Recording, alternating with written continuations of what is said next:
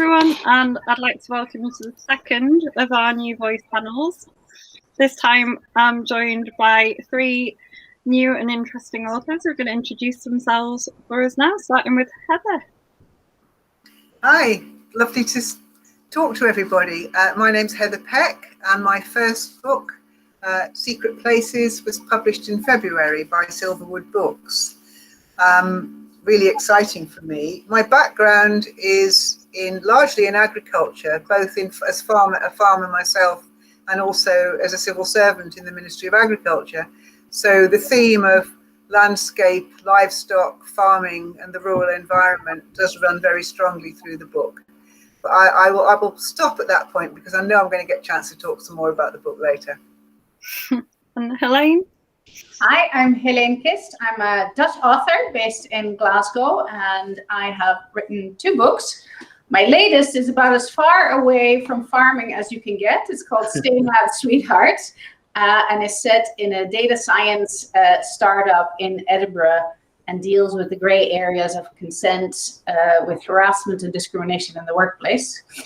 But my debut novel, In Servitude, is more of a domestic suspense novel. It's set in Glasgow and is about a woman whose sister dies, and when she jumps in to help the family in the vegan cafe she left behind, she realizes her sister wasn't quite who she thought she was.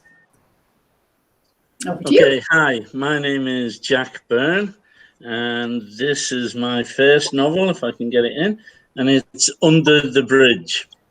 Under the Bridge is a crime mystery set in Liverpool, which is where I'm from. It has 2 kind of narrative threads, one from the 1950s and one modern day. The book is based in Liverpool, and as a result of that, then there's quite a lot of Liverpool Irish heritage in the book, because 2 of the main characters are emigrants from Wicklow in Ireland to Liverpool in the 1950s. The modern story is led by Anne and Vinnie, 2 friends who begin to investigate the identity of a body that's unearthed on a building site. Okay, so that gives you a rough idea of what we're dealing with. Right, well, we've already got, so Marion Todd, who is one of our group member authors. She says, hi, everyone. She's really looking forward to this panel. I don't know if any of you have read Marion's books, but they were fab. Sam says, hello all. She's like my co-author chat host. And let's start off with, so an easy question to lure you in. What drew you all into writing crime? And we'll keep going round in that order. So if we start with Heather again. So what drew you into writing crime? I'm sorry, I didn't catch the question. You broke up a bit. What drew you into writing crime? Right. The fact that I enjoy reading it, I suppose. That would be a very strong influence. And the other, that I'd had a story buzzing around in my head, well, several stories, but one in particular, for a long time, with an interesting environment that it's set in, and a very topical theme, I felt, around domestic abuse and coercive control. And that was a story I really wanted to write. And that's what's in Secret Places. Hello? So for me, we were speaking, for those who are joining us, we were speaking earlier about guilty holiday reads, and I've always been a big fan of James Patterson. For my holidays, you devour a book on a plane. And when I decided I wanted to have a go at writing myself, I thought, these short, snappy chapters are really something that I enjoy. 20 years ago, when I moved to Scotland, I was gifted a large stack of Ian Rankin books, because that's what you had to know when you moved to Edinburgh. Here you go. Feels like it was Edinburgh first and then Glasgow. And so obviously I really got into his stuff and thought this might be the genre for me. Okay, for me, it's kind of a bit of a weird story, but when I was about 16, I remember sitting upstairs in a bedroom on a council estate, beginning to write the biography of my father, who was a painter and decorator. My father was a lovely guy. He's passed now, but he was an unexceptional man. And I did about half a page, and then, you know, I didn't know what else to do. But weirdly, many, many decades later, the book that I've written is kind of, you know, is kind of in honor of him and the generation of people like him who came across after the Second World War from Ireland to help rebuild Britain. And so it started off when I was 16, but it came to completion when it was the first of a series of 4, but the first one was published in February this year by Northodox Press. So it took a long time germinating, but got there in the end. Can I just apologise for the noises from the dog? That's okay. I've shut it out. It's excellent. No, never apologise for the dogs. So, what about your writing processes? Tell us a little bit about your writing processes. Do you plot or plan it all out in advance? I start with a very clear idea of start and finish and key characters. I actually write either in the garden or in the conservatory, depending on the weather, by just tapping away in the notes function on my iPad. Then I mail that to myself and amalgamate it all into a master manuscript on my laptop, and that works for me. But I do find that as I proceed through the book, the characters seem to take control, actually. Some of them grow in unexpected ways, and some that I thought would be key characters slightly disappear into the background. And then that takes, although I'll have the start and the finish place more or less the same, the route in between might well evolve.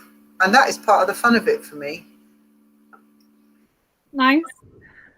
I'm, again, probably the complete opposite. You've got a very diverse panel here in that, well, my day job is a strategy consultant, so I'm very pragmatic, very analytical, very organized, and my outlines are very detailed. I don't think I've met anybody whose outlines are as detailed as mine. James Patterson actually does have very long outlines himself as well.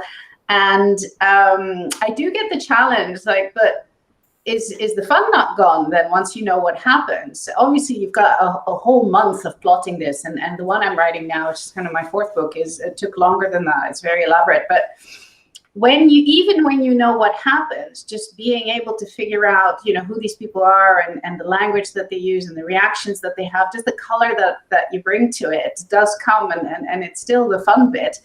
And although I do really like the plotting, and also the hard bit is, even though you know what happens, is how do you get from one conversation to the next in a way that feels very natural and not contrived. So I think there's still, even if you have outlines of 14,000 words, you can have a lot of fun trying to cook it together. Okay, for me, and for people out there who are trying to write or who want to write, I think the bottom line is there are no rules. If you can get it to work for you, then that's what you do, and that's what you should do. I'm kind of the other extreme from Heleen. So I'm a kind of pantser, is the term for somebody who does it by the seat of their pants. And what I do, the first book is published, but the second and third are written, but not yet published. And I'm working on the 4th. We have to wait for the publisher's schedule to get the other 2 out, but, you know, fingers crossed. But anyway, so and for me, it's funny because maybe we can talk about it in terms of crime. For me, the starting point isn't the crime. The starting point is the situation. And it could be a period, the 1950s, it could be a setting in Liverpool, it could be, you know, a social struggle that's taken place. And it's then what is natural to that and what could happen in that scenario. Then who are the characters? Then how do the characters interact? And then, and I know this sounds weird, but the crime is kind of the last thing. And the book is then built around that hook.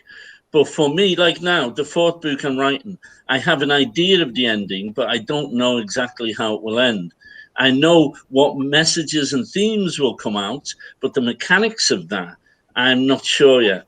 Okay, just in terms of process, if this is okay, because I think it's really important. I've met a few people and they ask this. I think it's set yourself some time aside to write. Doesn't matter what you write, but sit down and start writing. Get things down on paper. Later, you can worry about joining them all up, about tidying it up, about everything else. And even if it's random for the first 2-3 weeks, you look back, I guarantee you'll find something in those random thoughts that you can begin to develop. So sorry, but it's get on and do it. Try, start, whatever short bits of time you've got, give it a go. All right, sorry, that's me. So Sam said, "Who's the lovely dog? They can hear a strange man's voice in their house." Sorry, Jack, you're not strange. Well, that's okay. Yeah, I saw that. Not me, I'm alone in a garden office. Marion said Helene's outlines are legendary, and Marion is like legendary in our group for her plotting. So that really says something.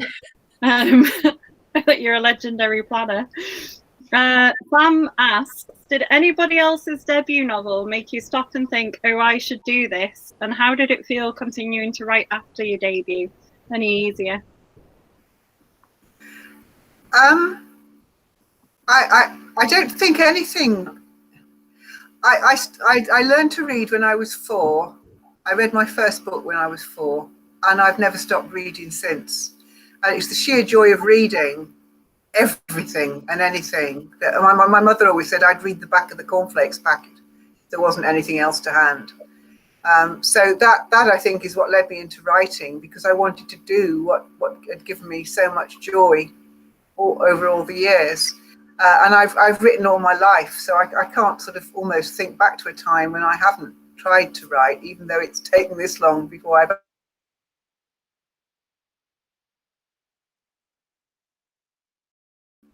As I said, Secret Places came out in February. The sequel, Glass Arrows, is with the publisher now. I got the final manuscript off a week or so ago. So I'm now into the fun bit of discussing what the cover might look like, as opposed to the hard work of actually doing the writing. And I'm now partway through writing number 3.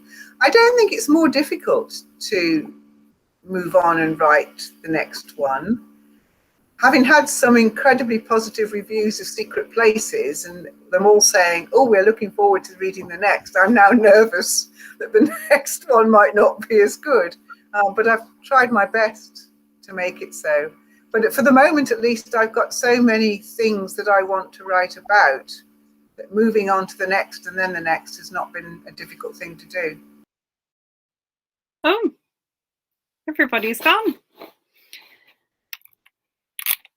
Don't know what happened there. Hopefully they will all sign back in very soon. Very sorry about that, everyone. You don't want to be left with just me. That's depressing for you. What should we talk about while we wait for them to come back? I have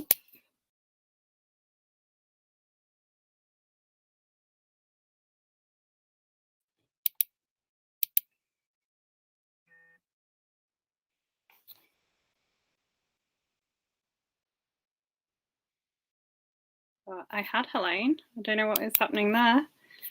Let's try it again.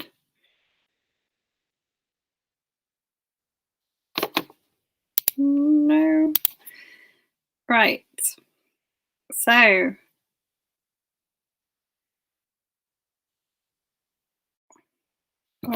here we go. Hi, Jack. Hi. I just got kicked out. I don't know what happened, but I don't think it was me, because I think everyone else went at the same time. Yeah, everybody did go at the same time, and I can't get Helene back, which is not going well. I think if you give it a minute, she might find the original link and then rejoin. Do you want to answer the question? Do you want to tell us if anyone else's debut novel made you stop and think, I should do this?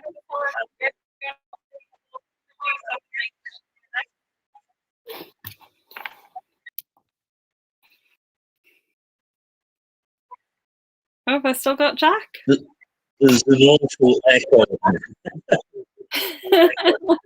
I know, I can tell. Can you read some? Yeah, I'll put the question on the screen. Can you read that and answer that? Okay.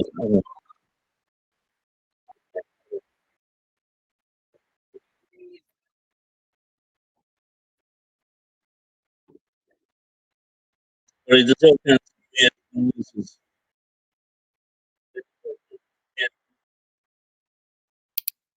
Okay, in terms of the question. Ah, right. Okay. Hello. I completed my disappeared as well. first novel, I was not expecting to be on camera tonight. Look and at the while I was sending it off to publishers and agents, I started writing the second novel.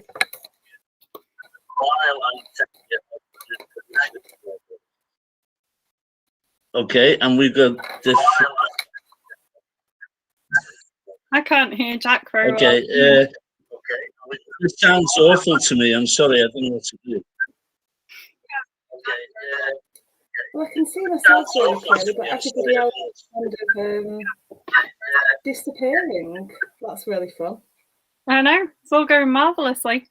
I can't get Heleen back. Okay, I don't know if you can still hear me and see me. Keep talking, Jack. We can hear you. Oh, right. Okay.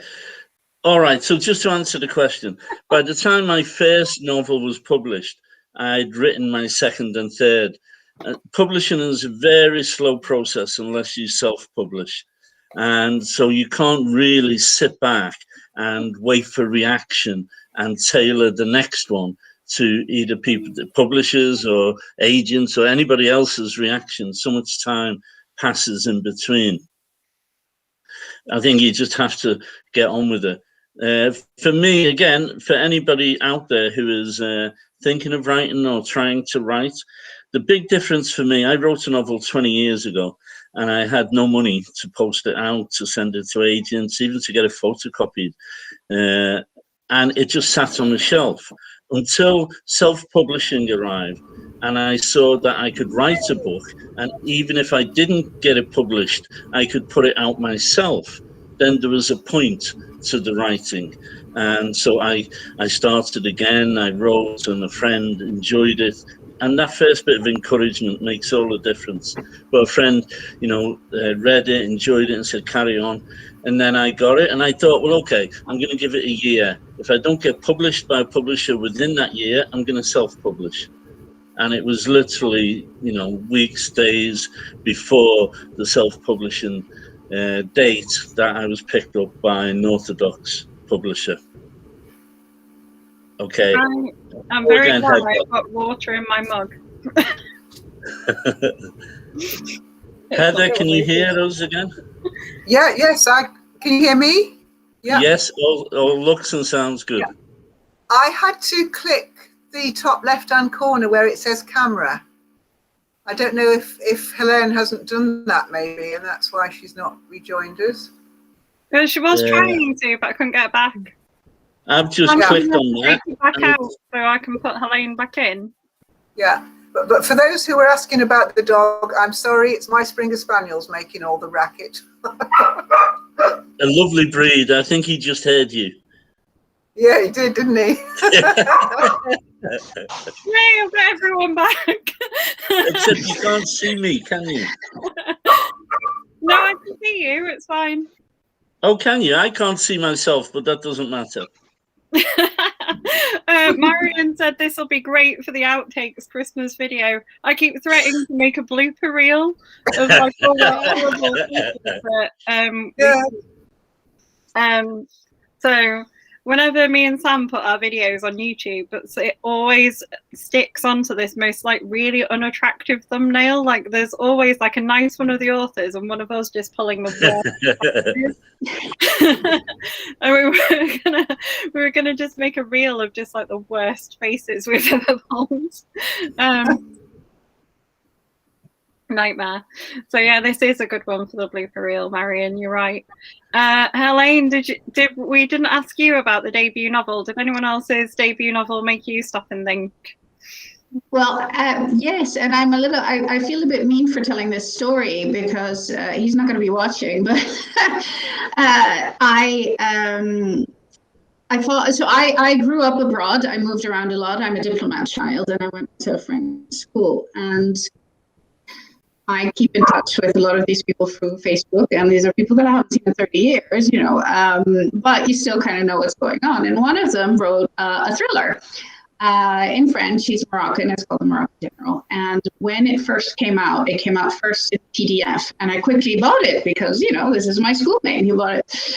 And when I read it, he had a character who picked up the phone on, you know, page 250, but that character had actually died on page 180. I quickly got in touch with him to say, did you not know Harold is dead? And he's like, oh my God, I can't believe that none of the editors picked this up.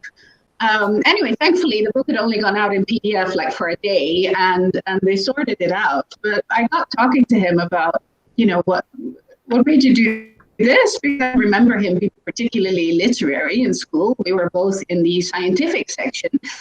And so I thought, you know, well, if he could do it, maybe I could do it. And so, yes, I was actually inspired by somebody else's first novel.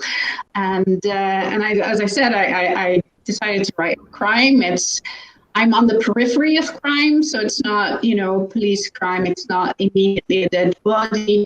And in fact, Stay Mad Sweetheart is very much around the crimes that don't get investigated. You know, the crimes that are things that are technically illegal, but nobody really understands where, you know, where does harassment start? Where does it end? Where does discrimination start? Where does it end? Where does assault start? Where does it end? And I thought that was a really interesting topic to look at. There is a dead body in servitude, and it is a mystery to be resolved. But yeah, so that's how I got to it. And then I wrote In Servitude and was very fortunate in that I got selected to be a Crime in the Spotlight author at Bloody Scotland, which was in 2018.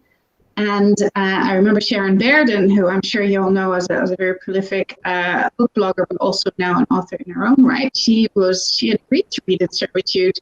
She came to see me, which was great. And the first thing she said was, "When is your next book out?" And I thought, wait a minute, it's only been out for a month.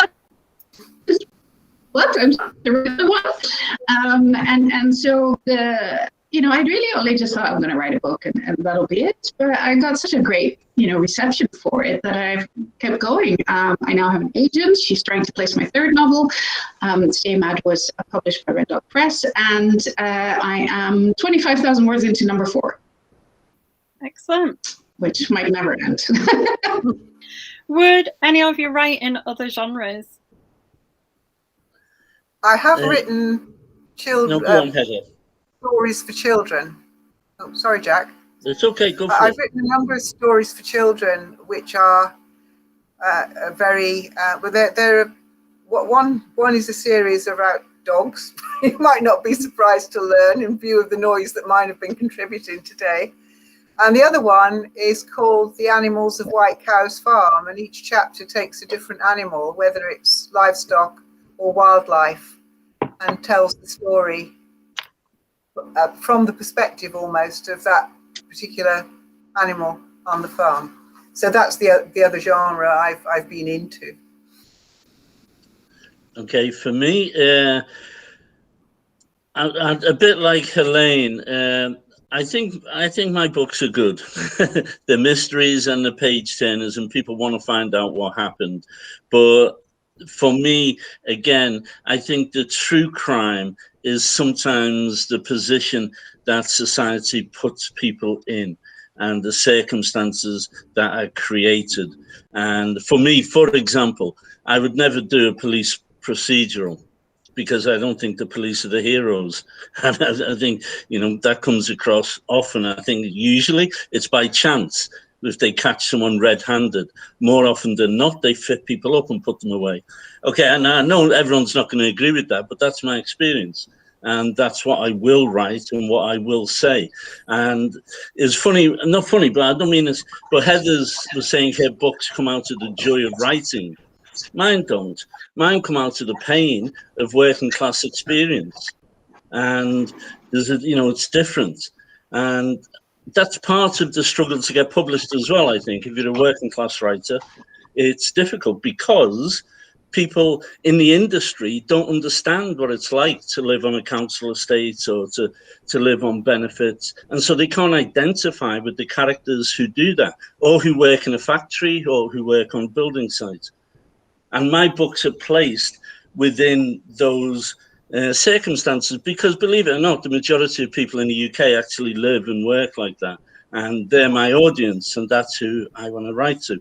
So, sorry for going off tangent a little bit, but I just think it's important that we spread out the kind of the nature of what is crime and the experience that we talk about within our books. I did I've done 3 plays. One, me and a friend financed together, and we put it on the Edinburgh Festival, and it was reasonably well received. I did a play years ago for a charity in Liverpool. That was toured around community centres and so on, and that was, reasonably well received, but neither kind of made a huge mark in the world. But I'm glad at the reception of this book and hope the others do well afterward. Okay, Heleen? Have you frozen, Heleen? Yeah, I think we've lost Heleen. I'll take her out of the stream and then pop her back in again. It's a funny evening tonight. Yeah, I don't know what is happening. I did tell you, didn't I? This either works perfectly or is just a nightmare. It's the 13th. Yeah, we can hear you again. The thing is, I'm most likely, if I were to write anything else, it would probably be non-fiction and in the area of business. It was kind of thought one day when I grow up, I will have written a business book, and I will be speaking to people, and I will be fabulous.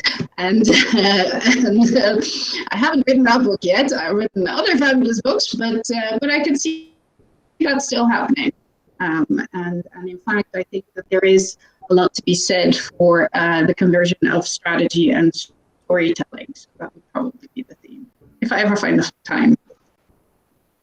Marion wants to know, are your debut published novels your first, or do you have a first novel buried in a hard drive somewhere? I still have the first novel I wrote when I was 12. It was a historical novel set in Roman Britain.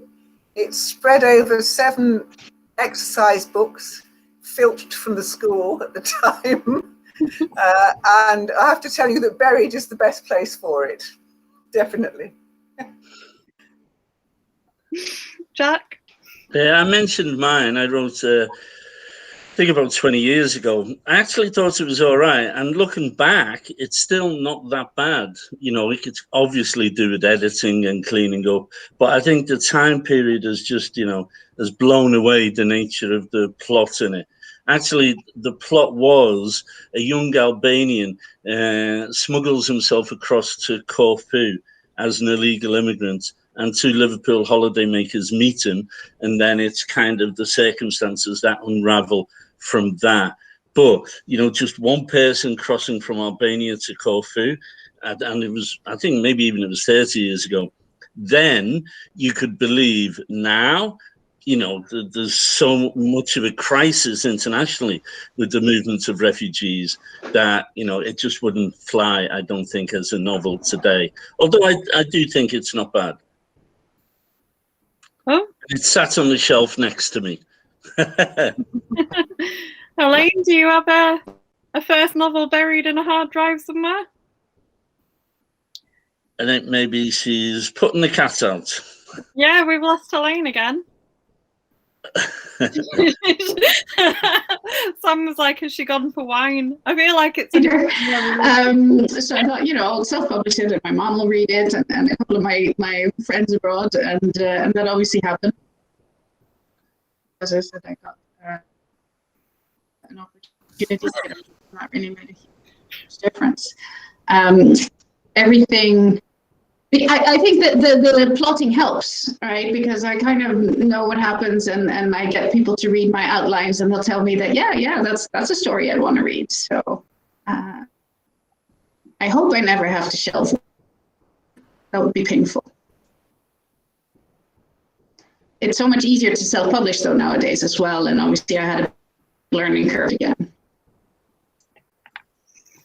Maybe that's an interesting question, if you don't mind me asking. Would either of you ever self-publish? I sort of have. It's sort of 50-50.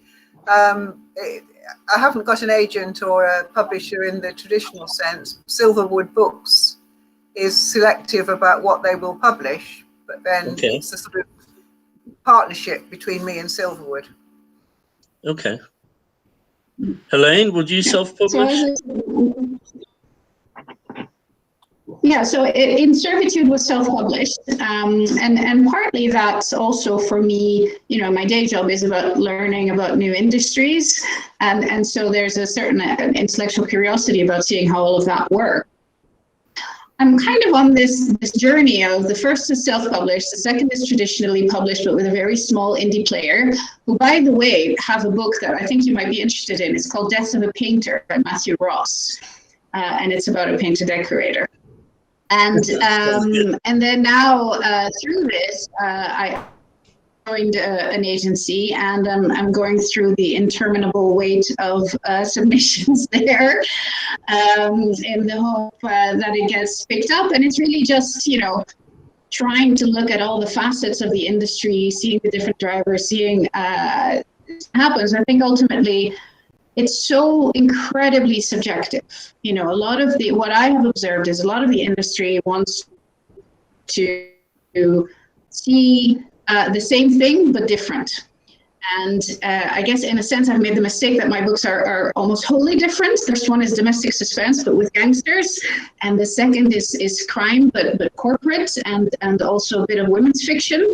So my third novel is about a dentist who becomes addicted to Valium and falls in the hands of gangsters again, but it has a domestic gangster element. So I don't really fit neatly into a box, and I don't think that should be a reason to not get, you know, the big deals that tend to focus on genres. And so, you know, if it doesn't get picked up, I'd self-publish again in a heartbeat. I have fans waiting. So let's talk book covers. How much of a say do you all have on your book covers? I suppose I have quite a lot, because, as I say, it's a sort of partnership between myself and Silverwood Books. I could have chosen to, you know, do it myself, but I don't have those skills. It makes no sense to me to pretend you can do anything and everything. Secret Places was the cover is a combination of ideas that I floated with them, and a designer picking them up and coming back with options, which I then commented on. The text on it is mine, but the picture and the design and the feel, it's got a lovely soft feel actually. Is that definitely, you know, came from designer ideas, and that's not my strength. So I'm very happy to go with the expert there. Jack? Just to remind people what it looks like, can you see it? Mm-hmm. Yeah, okay. It's the publisher's design. They gave me veto over it. They said from the very beginning, you know, we'll come up with some ideas. If you don't like them, then we won't go ahead with it. And so they were very open, very collaborative, and I liked the idea. You know, I liked the design that they presented. It's simple, you know, quite minimalist, but you know, for me, it's good. It's not a genre design, I don't think. You know, I mean, as authors and as readers, people will probably recognize, you know, there are certain genre designs, you know. For example, with a romance, you have the man and the woman and a bit of wind and hair blowing, and you know what I mean? And with crime, often you have a slash of lightning or a knife or a drop of blood, or, you know, A girl with a red that kind of gives you that feel. And I like this because I don't think it is any of that. and it kind of reaches out beyond, I think, a crime audience, while, you know, being based, the hook of the book is a crime novel.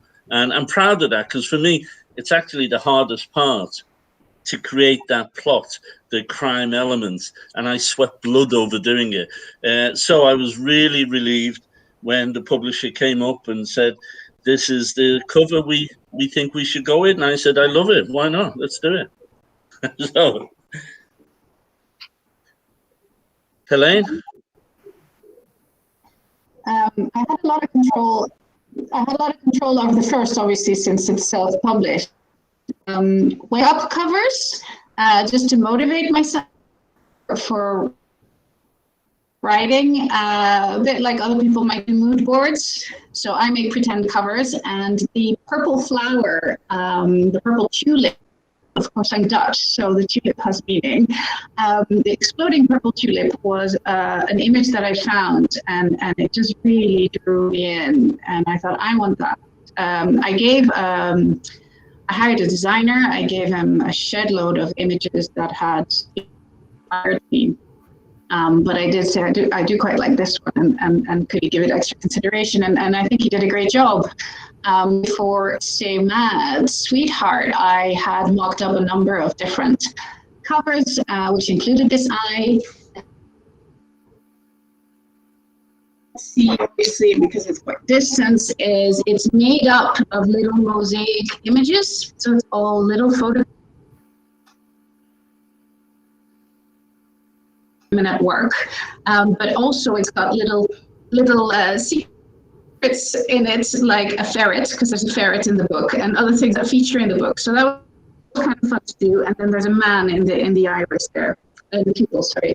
I gave again a couple of ideas to Red Dog Press, who then also thought this would be very powerful, and made it good. You know, because my mock-ups are pretty mediocre, but thematically they kind of show you what you do. I have a mock-up for my third one, which of course will never see the light of day if a big publisher picks it up, because they'll have their own views. And the fourth book I'm currently writing, I've made a cover for that as well, which again is just, with my limited skill, good enough but inspiring.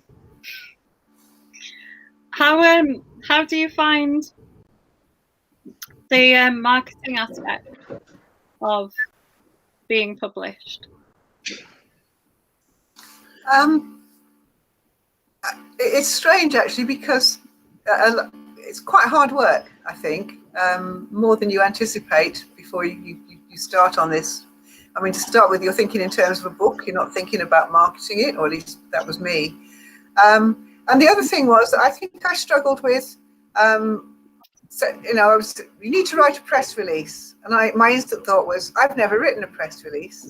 And I thought, don't be stupid. You've written hundreds of press releases in your professional life on very different sorts of subjects. And so writing a press release about new pesticide regulations, actually the fundamental shape and design of a press release is pretty much the same, whatever the subject matter. So I needed to sort of get my head around the fact that I was doing it for a different reason and on a different subject. But a lot of the basic ideas I had used in my professional life over the years. But yeah, it's a slightly strange experience talking about something so personal for me. I'm much more used to standing up and doing a presentation on animal welfare or pesticide regulations or GM crops or something like that than I am about me and my book. For me, the press, Unorthodox press, are very good, very devoted, but then independent, small press based in Yorkshire, and their kind of raison d'etre, reason for existing, is to give voice to writers from the north, from Northern England, especially crime fiction. So if there's anyone out there, try Unorthodox Press. Okay, they're really worth going and visiting. So that's meant that I've had to do a lot of my own promotion. They don't have a team of publicists. It's funny, I saw the back page of a friend, a Twitter friend now, her book, and I bought her book, and I looked, and at the back, she's got a page of thanks. And there was 10 names in the sales team, 4 names in the publicity team, and I thought, bloody hell, you know, what wouldn't I give for that? So no, for me, I do it myself. So I contact newspapers, radio. I've been lucky, and the book has been well received. There was a feature in the Irish Times. I've been interviewed by podcast from New York, NPR radio in California, trying to set something up to have an interview. And you know, so the local media in Liverpool, the Echo and Radio Merseyside and so on. But it's my agent has helped a bit, but I think she'd be fair and say that 90% of the publicity has been down to me, even though the book was published by, you know, a genuine publisher. Was that Sarah Moorhead? Who's yeah, yeah, man, and it's a brilliant book, by the way. Witness X. If you won't mind, Witness X by Sarah Moorhead. She's another Liverpoolian author. Is going to be on my books of the year at the end of the year. Well, you haven't read mine yet, have you? I have read yours. Oh, have you really? Yeah. Okay, well, I don't mind being beaten by Sarah. That's cool. Yeah, Sarah's it's very different, but very good. Yeah, as a techie, I enjoyed that one a lot, as you can imagine, Witness X. Marketing-wise, I think part of the reason I have continued to write is because I've just kind of built this whole community like this. You know, you make friends on Twitter, you make friends on places like this, and I work alone. I don't have colleagues. I'm often in this office. There's a garden office. I don't live alone. I have children and a husband. But I do. I'm hugely extroverted. You probably haven't noticed. And so for me, a lot of this is around making friends and building connections. So whether that be to other authors or to readers or to book bloggers, I really enjoy that side of it. And so you'll find me on Twitter way too much most days. I also chose the route of entering competitions that were open to me. So with In Servitude, I actually entered the inaugural Selfies, which was the first UK award for self-published titles. It was sponsored by Book Brunch and Ingramspark and London Book Fair. So I was awarded at London Book Fair. I got to go to London Book Fair, to sit on the panel at London Book Fair, and I didn't win, but it was still just an amazing experience. And similarly, both my novels have won silver medals at the Next Generation Indie Book Awards, and In Servitude was a finalist in the Independent Publishers Book Awards, which, again, I mean, it's not the Costa, but if it's good enough for Stanford University Press, it's good enough for me.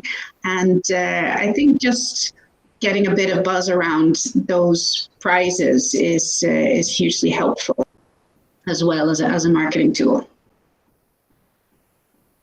And great for the ego. So one of my favourite questions to ask at any author chat is, would you make a graphic novel of one of your books? Like Jack's, I can imagine would work quite nicely because it's sort of, I think it's a nice representation of Liverpool. Yeah, I can't envisage a graphic novel of Secret Places or the sequel Glass Arrows. What would make a superb graphic novel would be the animal stories. Yeah. I mean, I don't know. I've never thought of it, to be honest. It's an interesting idea. And when you said it, my first reaction was no. But then I thought, well, actually, I can see mine. Visually, I can see it. And after people read it, they say they can see it as a movie or they can see it, you know, as a TV series or whatever. And I think that's true. And if you can do that, then there's no reason why you couldn't actually do a graphic novel around it. Because I think, yeah, a lot of the locations and the scenes are very visual.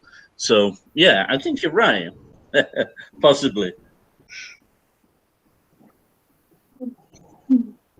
I think they would like, they're quite emotional books, but there are a lot of plot elements, there are a lot of twists that I could see being very visual. So, the graphic novels can be tremendously powerful in their emotional weight as well. So I wouldn't dismiss that at all. And the reason I'm smiling at your question is because book 4 that I'm writing right now, the main character actually draws graphic novels. So I've had to do a bit of research into horror graphic novels, in fact, which is what she draws. And that's just something else. It's not a world that I would normally look up. It's brilliant stuff. Here's the enormous Uzumaki Japanese manga stuff, and I'm so pleased to have been introduced to it, even though it's creepy. Creepy. Yeah, that's by the master of Japanese horror, though, in Junji Ito. He's very well known for his horror comics. The only reason I ever asked that question is because I'm I'm a bit of a geek when it comes to things like that. One of my town purchases today was some more graphic novels when I went shopping, as well as to the bookstore and then comic store. Have to do both. Sam's favourite question as well to ask at an author chat is, what's your most memorable moments as an author? Oh, crumbs. Memorable moment as an author. Mm-hmm. You can have more than one if you want.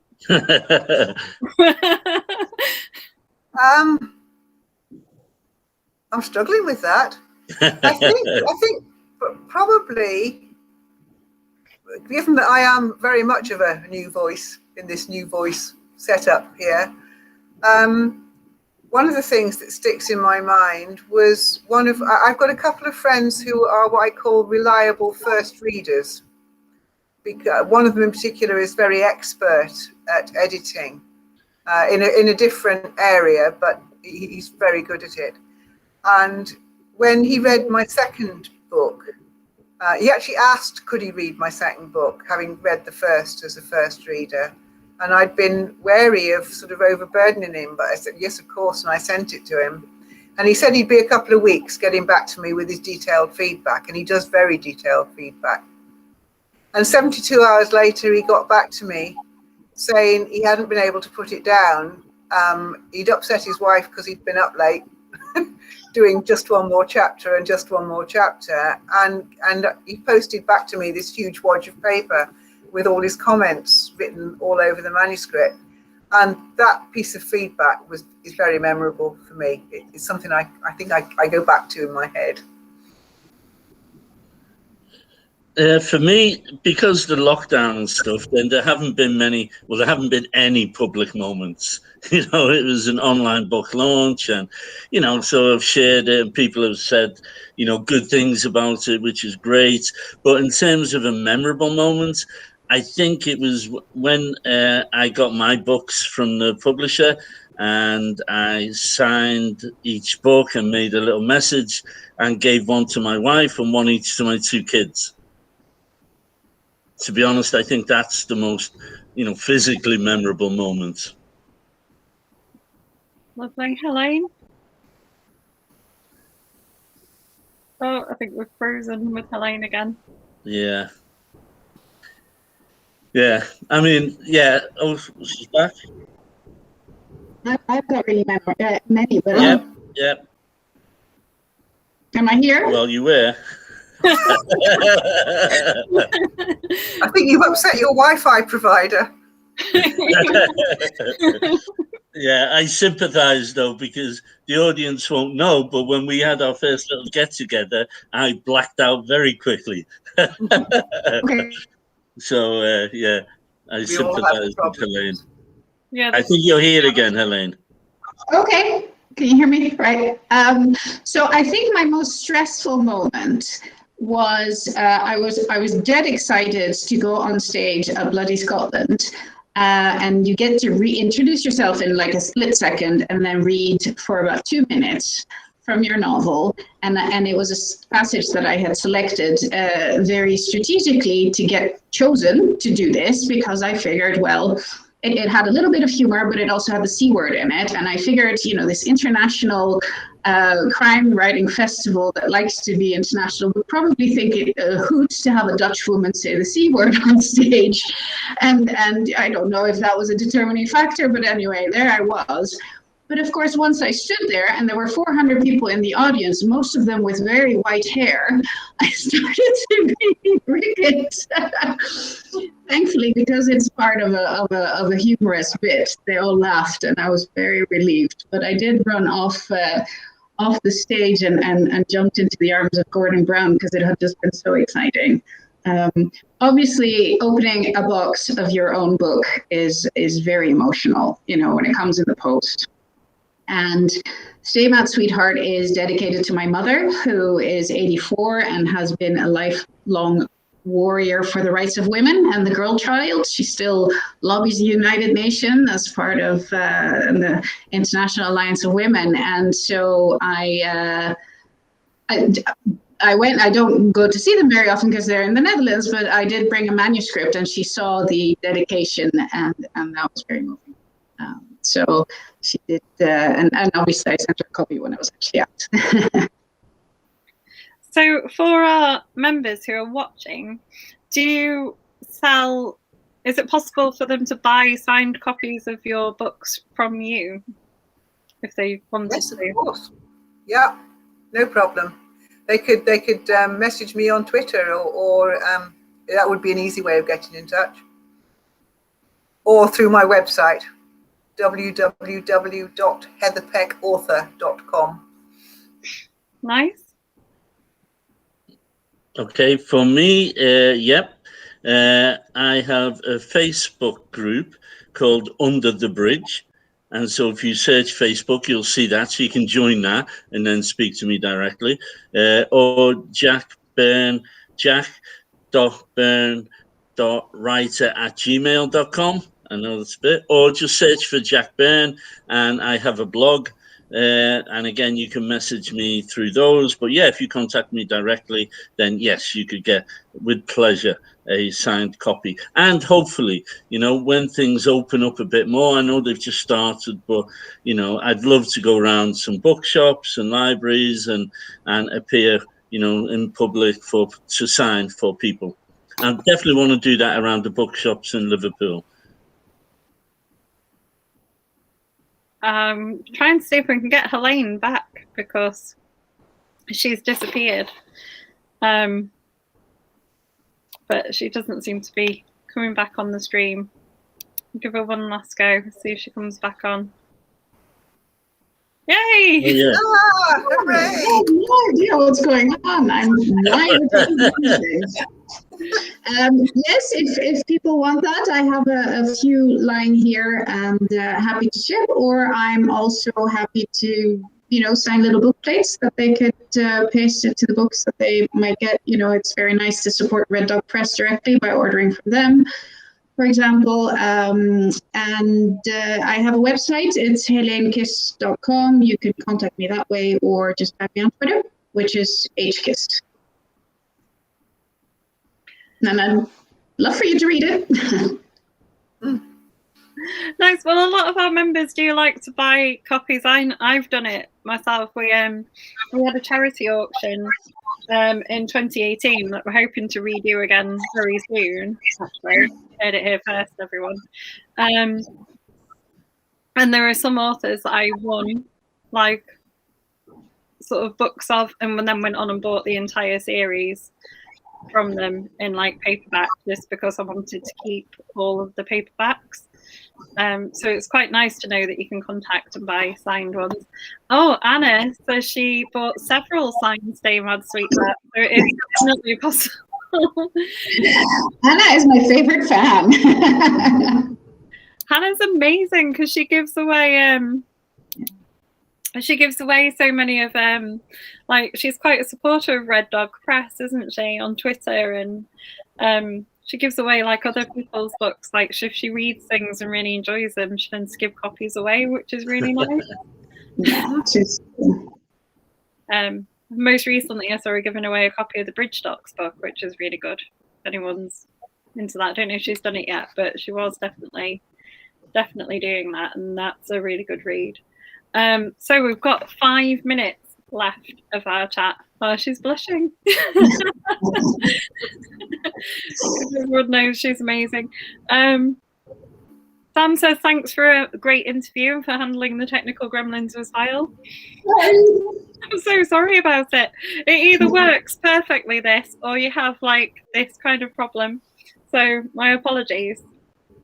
We've got 5 minutes left. Do you want to go around and just give us a quick reminder of your books, your author sites, things like that, like where we can get them from? Yeah. Okay. We'll start with Heather. Yeah. Secret Places. You can get it from Silverwood Books, through my website, or on Amazon, or indeed all the major bookshops as well, Waterstones and so on. It starts in North Yorkshire on a goat farm, and it ends up in Norfolk on the Norfolk Broads and out to sea off the east coast. And it is a story about coercive control and abuse, but it's also a story, I feel, about compassion and hope, and animals and dogs. But it's the topic it addresses, I think, is one that's misunderstood by a lot of people. They always think it happens to somebody else. No, it doesn't. It can happen to anybody.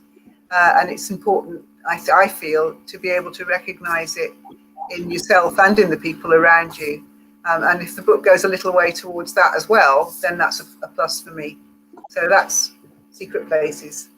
And the sequel, Glass Arrows, which is coming about later this year, will be looking, amongst other things, at modern slavery. Jack? Okay, so Under the Bridge, available from Waterstones. If you have a local one, you can contact them.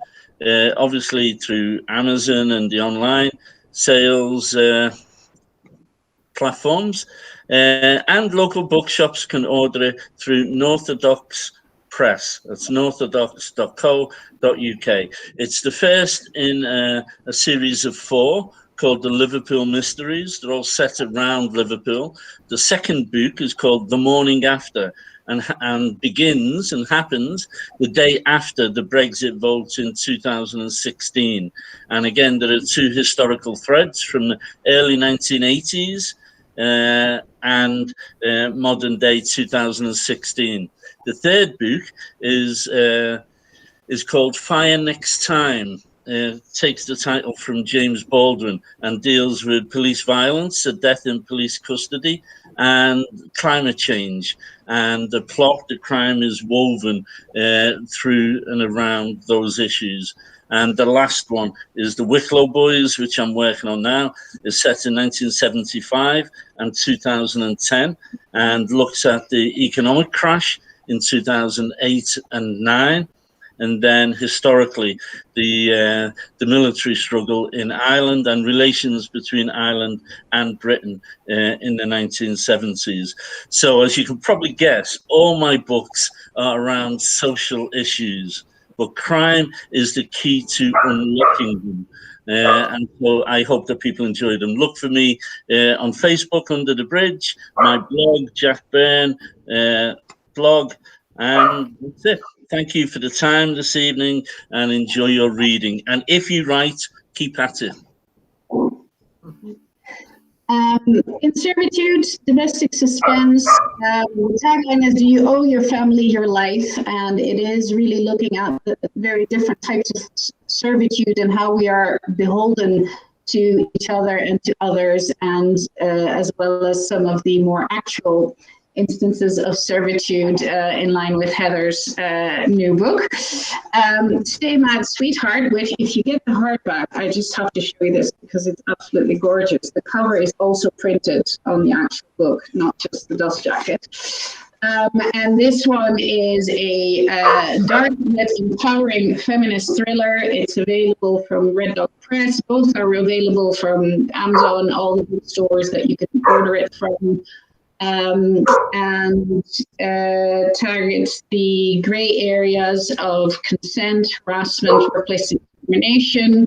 It's a bit like Suits, meets Black Mirror, meets the Me Too, the kind of 9 to 5, if you like that sort of thing. So 2 very different books, and the next ones are different again, because I just like reimagining new worlds every time. But thank you for having me. Excellent. Well, thank you so much, all of you, for coming along and taking part in my crazy idea of having a new voice panel. All right, thank you. Really appreciate it. Thank you, Caroline.